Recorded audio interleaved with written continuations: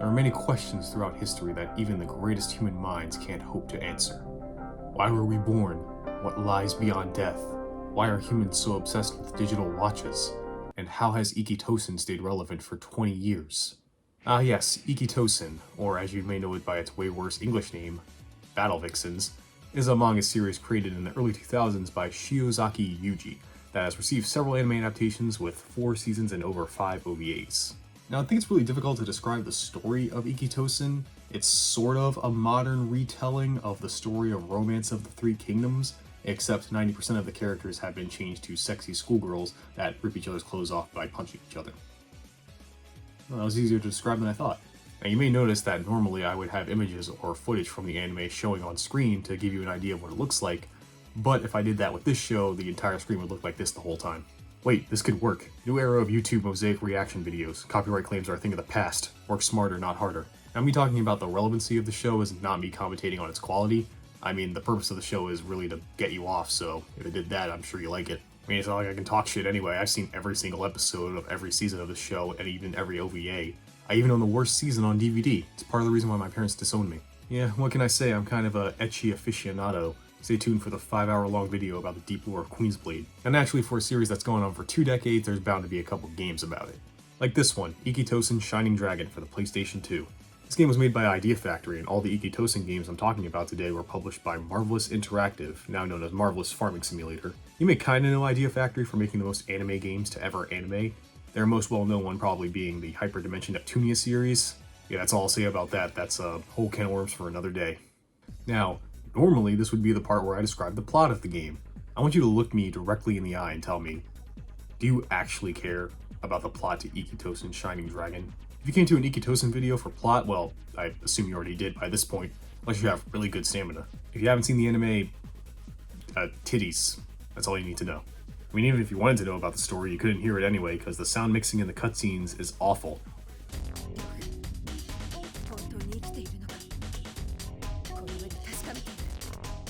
There's this new OC made for the game who acts as the antagonist. I think her design is cool, but she's not very interesting. Speaking of not very interesting, this game. There's not much to do. You only have 2 gameplay modes, a story mode and a mission mode. The game itself is a 3D style beat 'em up. You put your character in a square and you defeat enemies until the game runs out, and then fight a boss. Rinse and repeat. I don't mean that as a bad thing. I think games based on action martial arts anime should stay in the realm of beat 'em ups or fighting games. Let's not try to complicate it. I even think the game looks pretty good for PS2 anyway. Yeah, it's not the best looking thing on the console, but I think the models look 3-dimensional. The game also runs pretty well too, never dropped frames or had any major glitches. The main problem with the game is it's not fun and loses any enjoyment it had after the first hour. Being a beat 'em up, the combat of course is mashing the attack button, being square, and sometimes ending it with triangle for some kind of launcher that you can't even combo after, so it's like a combo ender. Every character mostly plays the same with some minor differences in animation, so you're really picking based on who you like rather than playstyle, which kinda sucks for some of them. I want Ryomo to do her weird kinky grapple shit. The only 2 characters I found that play sort of different are the OC, named Chosen, whose moves are slower and heavier but deal more damage, giving some variety when you press the buttons, and Entoku, who's the only character who can actually combo after her launcher and do Joga combos like she's a Tekken character. Picking your character definitely won't matter though once you realize the brokenness of the fighting gauge, that's actually what it's called, a meter that builds up after you beat a bunch of enemies. So the reason this thing is broken as hell is not just because it makes your attack stronger, but it makes your character a tank. Usually you flinch when getting hit, naturally, but this EX mode makes it so you still take damage but you never flinch, so you can continually do combos uninterrupted. I was averaging combos in the hundreds every stage, and it feels like that shouldn't be a thing. Don't worry about your health either. You can heal yourself by holding L1 using the same meter, so it's pretty hard to die in this game. Another thing that happens when you and the computer are in EX mode, you can do a clash, standard for most anime games, but it's impossible to win here. I swear, I'm mashing like a potato, but I can't beat the CPU. This shit is rigged. At the end of each stage in the story, you can upgrade your character with the points you get depending on how well you did. Obviously, I was getting max ranking and points by the end since I never dropped combos and pretty much put everything into attacks, so I had no issues. So yeah, story mode with this method is not hard. You can beat all of them in a couple hours. I did not do that because I have a life, so yeah. Mission mode is pretty whatever too. Every character has the same 10 missions, which are what you expect. Beat a certain amount of enemies, beat them with a time limit, boss rush, all standard stuff that wear out their welcome quickly. And yeah, that's the whole game. Well, of course, there's still the one thing that most people probably bought this game for, the fan service. You may notice this game based on a franchise about half-naked girls has too many clothes. In order to get your money's worth, you need to use your special on the girl you're fighting by pressing the circle button in the EX mode. All of them are basically a grab that does an animation. Doing this rips their clothes, and that's it. I'll give credit where it's due, they do keep the clothes ripped in the story cutscenes. They didn't need to do that. It's something anyway. And that's all the actual plot you get though, besides some jiggle physics. I know it's a weird thing to check for, but I tried. You can't even angle the camera to look at their skirts. Come on, that should be a back-of-the-box feature. The only other thing is if you beat all the story modes, you unlock alternate costumes, which are just gym uniforms with bloomers. Like, come on, that's it? At least make bikinis or something. Wouldn't it be less work, the less fabric there is? The last thing is just the thing I think is a missed opportunity. No two-player mode. The game even starts each boss battle in this 2D fighting game angle, like a versus mode, or even a co-op mode would make sense. It's a beat 'em up. At least it would give you some reason to go back to this. Beat up bad guys while you and your bro beat your meat together. Would have been perfect.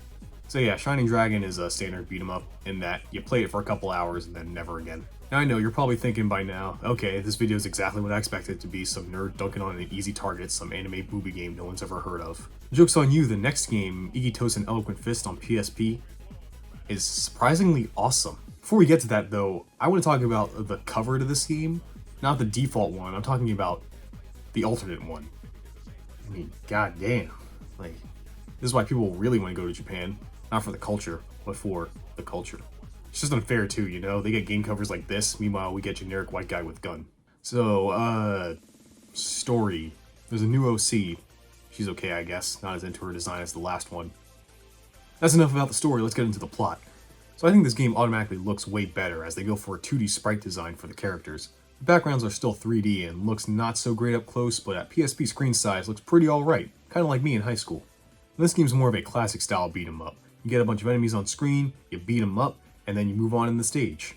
There's a nice variety of stages too. Of course you got schools, but you also got an amusement park, a shopping mall, the Great Wall of China, okay.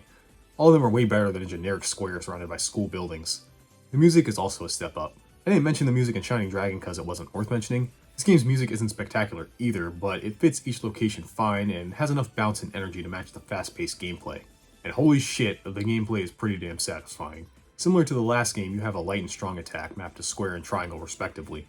Also sort of coming back is an EX meter and EX mode, but in this game it's nowhere near as overpowered. The fun from this game comes from the combos. Unlike the last game, which was mindless mashing for everyone, this game still has some characters like that. However, each character has their own combo routes. Yes, everyone plays differently, thank God. Ryomo has her weird grapple shits. Depending on when you press triangle in a combo, you can get different moves. Some either continue the combo or do a finisher to deal big damage. And if you know the right buttons and press them at the right time, you can easily do an infinite combo with every character.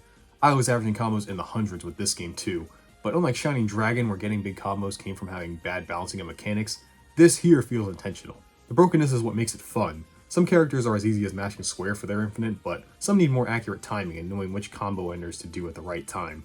I think the best character for this, while not my favorite to play, is Choun. You probably know her as that sword girl you've most likely fapped to a couple times. Her combo routes are the most diverse, having her do completely different attacks depending on when you press triangle. You can do square, square, triangle, square, square, square, triangle, triangle, triangle, square, square, triangle. Yeah, you get the idea. She's more able to cancel her weak attacks into her strong attacks, allowing for a lot of variety and creativity when you play.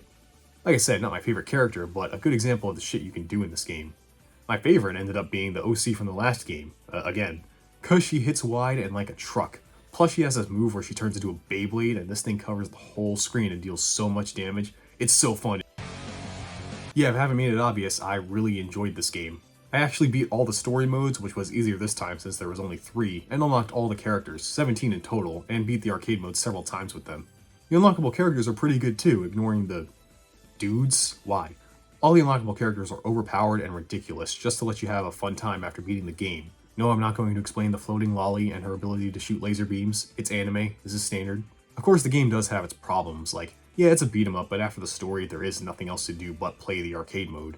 And it's the same every time, so you're pretty much done after doing it once on a different difficulty.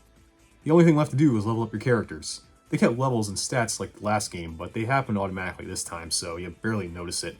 Also, the arcade mode is way too long. Yeah, I played it several times, but that was to try out new characters. The actual mode is long as shit. It takes about an hour, and that doesn't sound too long for an arcade game, but the problem is they throw in so many enemies, and yeah, it's an over-the-top anime game, that's to be expected, and it's why I love it. But once you get done with one set of jobbers, here's 3 more sets for you, and there's not a lot of enemy variety to keep it interesting. So it just feels like the levels drag on more than they should. The fan service again is lackluster for a game with this cover. You can shred their clothes like the last game, but here it only counts when you kill them with the super. And you get these CG images of them with their clothes torn that sits on the screen for barely a second. You do get 2 levels of supers, but they just deal more damage, no different image or anything. Unlike last game, the clothes tearing doesn't stay in the cutscenes either. Weird downgrade. The alternate costumes suck too. In this game, everyone gets a school swimsuit. That's it. Now there are apparently 4,000 different CG images according to the wiki, so there's that if you want to spend forever in gallery mode, even though you can just look up way better images online. Also, still no 2-player mode. Come on, beat 'em ups are the most fun when playing with a friend. It should have one. Interestingly, this game and the next game I'm going to be talking about were made by Tamsoft, who most people probably know for the Senran Kagura series, which, like Neptunia, I'm going to save for another day. I'm not going to start right now. Knowing that they made this kind of makes sense when you see that Ecchi characters would later appear as guest characters in Senran Kagura games.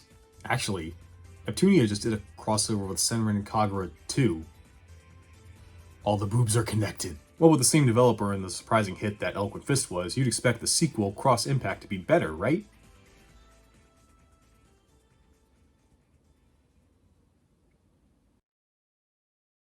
Okay, well first off, again, this alternate cover. How do they keep getting away with this, and how do we do it over here? And second, Japan. We really gotta talk about your frivolous use of X in your titles. Yeah, I know it means chi in the Greek alphabet and Japanese pronunciation, blah blah blah. Come on, stop using it for the C and cross. And while I'm on it, stop putting it in titles in general. If I'm not supposed to pronounce it, why is it there? Graphically, Cross Impact is the same, obviously being on the same console, same developers, but this game still steps up the presentation in certain ways. Before you start any mode, you do get this cool little versus screen with new art assets. Ooh, that took some money.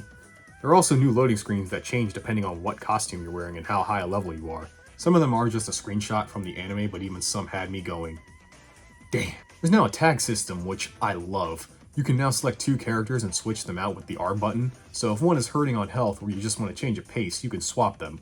Love a tag system in any game. Every game needs a tag system. More games need tag systems. Other technical things like the music is still good, and finally, they added a multiplayer mode. About time. Now sure, while it's improved technically, the main problem with the game is how it actively keeps you from playing the game. Remember I've been mentioning levels in these games? While the past 2, they've not been that big a deal, here, they leaned way too into it. When you start, you go into your moves list and notice some are locked with levels next to them. Yes, this game locks combo routes behind leveling up. That is stupid. I know some games do this like hack and slash games, but those give you enough at the start to keep it fun and engaging, then use upgrades to expand on what's already there. This game starts you with nothing, only to give you everything. They only lock the triangle button so you can only mash square for a majority of the beginning, which is not fun. You can briefly unlock combos by doing your EX mode, but they only last a second, so it doesn't matter. So if you want to experience all the things a character can do, you have to level them up. So you're like, okay, that won't take that long. Hold on to your ass. The modes in this game take forever. In the last games, the story modes would take me about an hour at most per scenario. Here, they take 3 hours each, give or take. So that's 3 times as long you'll be in this mode. After that, you got arcade, and remember I thought the arcade in the last game was long at an hour. Here, it will take you roughly 2 hours to beat. That's ridiculous. And by the end of it, your character will have gotten roughly 6 to 7 levels. That varies because your experience is very heavily determined by the combo counter. You can get a lot more the higher your combo is. And since you don't have access to all the moves yet, some characters can't do shit, so they'll level up slower. It seems like the level you unlock everything for a character is 15, so let's do some math here. There are 22 characters in this game. You can pick 2 and have to go through arcade mode at least twice to get them close to that. So that's 22 times at least you have to play this mode to get everyone to an appropriate level. Yeah, you level some up through the story and there's a mission mode, but you're ultimately doing the same thing to get levels, which is getting high combos, and they all take about the same amount of time. So even with all that, divide by pi, multiply by 69, that's still roughly 45 hours you would have to play to get every character to a state where all their tools are available to them. What a load. Beat 'em up games should be pick up and play, especially when on handheld. I shouldn't have to grind in a beat 'em up. That's shit for an RPG, and it's what most people think is the worst part of RPGs. You could focus on just 2 characters, yeah, but the game would be done in a few hours after that. Even if you do get everyone to that level, by that point, you've probably done everything in the game, so what would be left? Play arcade mode with your actual finished character for the 25th fucking time? Yeah, there's multiplayer, but I don't know how good that is. I'm not a Japanese man living in Japan in 2010 with people to play with. I'm some other kind of ethnic living today. Yeah, I know you're probably thinking, geez man, calm the fuck down, it's a stupid anime titty game from 10 years ago, who cares? Well, I care, because I surprisingly liked Eloquent Fist, and I really wanted to like this game too, but I can't tell if I like it, because it locks the good parts of the game behind hours of grinding, which I can only imagine hardcore Ecchi fans would do, all two of them. When I play a beat 'em up game, I just want to turn it on, turn my brain off, and play the game. I don't want to have to sit here and grind for hours just so I can have the privilege of using the triangle button. So you know what? I had to know. I had to know if all those hours of grinding and farming would pay off. So I did it. I went online to the seediest forum I could find, GameFAQs, and downloaded the save data of someone who had way too much time on their hands. And you know what? It just pissed me off more, because the game, when you actually have access to all the stuff, is really fun. Characters are more balanced, so no easy infinites in this one. You can still do them, but they're not as easy for some characters. That's okay though, because even though that was lost, everything else was gained. Characters from the last game have gotten some changes. Some are not as noticeable, like Hakufu, but others like Bowgirl are great, where instead of just having shooting by mashing square, she has a full combo that switches sides. A lot of the new characters I found to be pretty cool to play as well. Oh yeah, this is the OC for this game, she's like a hero or something, whatever. One of my favorites, surprisingly, was Kodai. She's also supposed to be dead, who never interested me in the show, but she has two things I love: multi-hitting moves and a flying dragon kick. Who doesn't love a girl with a flying dragon kick? And while you're flying, this game also adds air combos, which are so goddamn fun. Your anime game isn't an anime game if it doesn't have launchers and air combos. And this sucks because this game is awesome, but people won't experience it because for the first several hours of their playthrough, they'll just be mashing one button, turn it off, never touch it again, thinking it's like every other game in this genre. Yeah, I know it's an anime game, so like 80% of the people that bought it were already fans, but even me, who has some sort of weird affinity for this series, was gonna turn it off after the first couple hours after realizing all the level grinding shit, only continuing and researching and finding out all this other stuff about it, simply because I'm making this video. Last thing to talk about is, again, the fan service. It's the best in this game, but it's not like it's competing with much. Besides the loading screens, most of the costumes are still just school swimsuits. Some of them are creative, like a sexy nurse and cop, and some did get bikinis, but not all of them. How do these devs not understand the problem with this lack of fan service? For battle vixens. Now personally, I do think this game is more fun than Eloquent Fist when you get to the fun stuff, because the insane amount of grinding it asks of you is ridiculous. If you do want to check this game out, just do what I did and download a save data and save yourself a bunch of time. Work smarter, not harder. Unless you're watching Ecchi, then I guess working it harder is the point. Don't forget to subscribe.